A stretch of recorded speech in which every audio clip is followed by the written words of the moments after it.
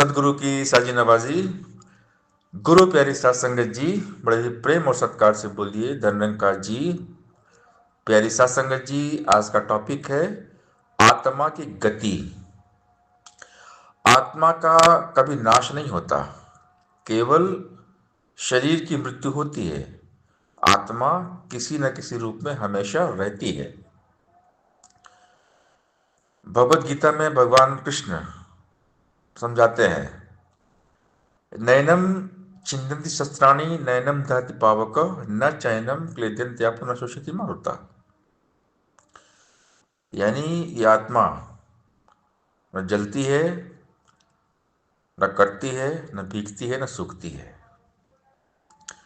तो आत्मा की गति के बारे में यहाँ पर जो दास को अनुभव मिला वो यहाँ पर साझा करेगा।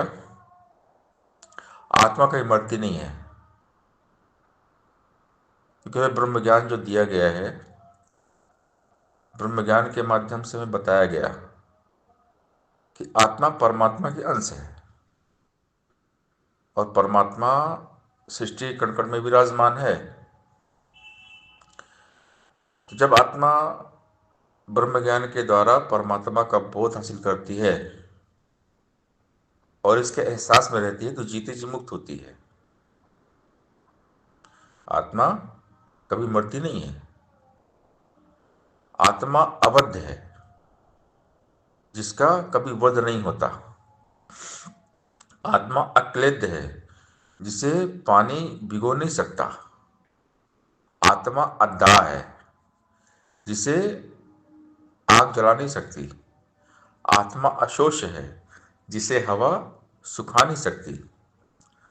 शरीर समाप्त हो जाता है, ये शरीर मर जाता है, शरीर की मृत्यु हो जाती है, लेकिन जो आत्मा है वो अमर है, अविनाशी है। आत्मा का न जन्म होता है न मृत्यु, केवल शरीर का जन्म होता है और शरीर की मृत्यु होती है। आत्मा किसी न किसी रूप में हमेशा मौजूद रहती है। यदि मानव शरीर के रहते आत्मा परमात्मा को जानकर परमात्मामय हो जाए तो मुक्त है। अगर शरीर के रहते आत्मा ने परमात्मा को नहीं जाना तो फिर से शरीरों के बंधन में बन जाती है। जैसे मनुष्य एक कपड़ा बदलकर दूसरा कपड़ा पहन लेता है, वैसे ही आत्मा एक शरीर को छोड़कर नया शरीर धारण करती है कर्मों के अनुसार। जानवर, पशु, पक्षी या फिर अन्य किसी भी योनियों में जाती है। शरीर की मृत्यु के पश्चात अगर आत्मा को कोई शरीर नहीं मिला तो आत्मा भूत प्रेत पिशाच की योनियों में भटकती रहती है और भटकती हुई आत्माएं अक्सर अपने परिजनों को सपनों में दिखाई देती हैं। क्योंकि ये एक्सपीरियंस दास के जीवन में भी हुआ है। दास के पिताजी की मृत्यु जो हुई थी वो एक्सीडेंट में हो गई थी, यानी अकाल मृत्यु। तो कई बार सपने में पिताजी के दर्शन हुए, यानी दास को महसूस हुआ कि पिताजी की आत्मा को अभी मुक्ति नहीं मिली है, क्योंकि वो ब्रह्मज्ञानी नहीं थे। एक बार केवल सत्संग में गए थे, अंधेरी में दास के साथ एक बार सत्संग गए थे। वो रहते एक्चुअली गांव में थे। दास को मिलने मुंबई एक बार आए थे, तो दास के साथ एक बार सत्संग गए थे वो, लेकिन उन्होंने ज्ञान नहीं लिया था।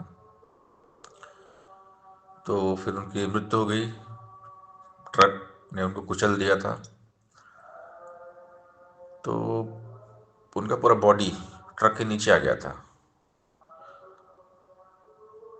तो उनकी मृत्यु अकाल हो गई। तो अकाल मृत्यु होने के बाद उनकी आत्मा अभी भटक रही है। दास ने इसको महसूस किया है कि ब्रह्मज्ञानी जो संत होते हैं उनको हर चीज़ महसूस होती है। तो दास ने भी इस चीज़ को महसूस किया। एक बार वो सपनों में आए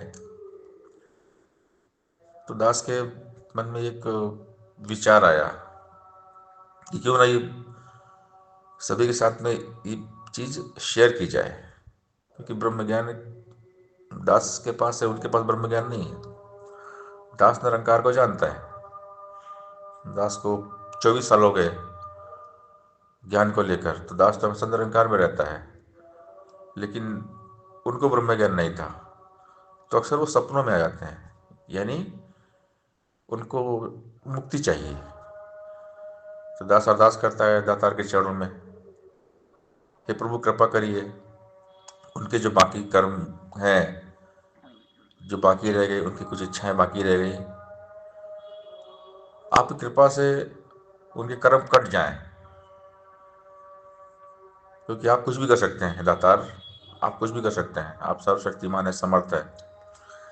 तो दास हमेशा उनके लिए अरदास करता है कि मालिक कृपा करो, उनके भी जो कर्म, उनकी इच्छाएं बाकी हैं, तो किसी न किसी माध्यम से उनको भी सदगति मिले, क्योंकि आप समर्थ हैं, सर्वशक्तिमान है, आप दाता हैं, आप कुछ भी कर सकते हैं।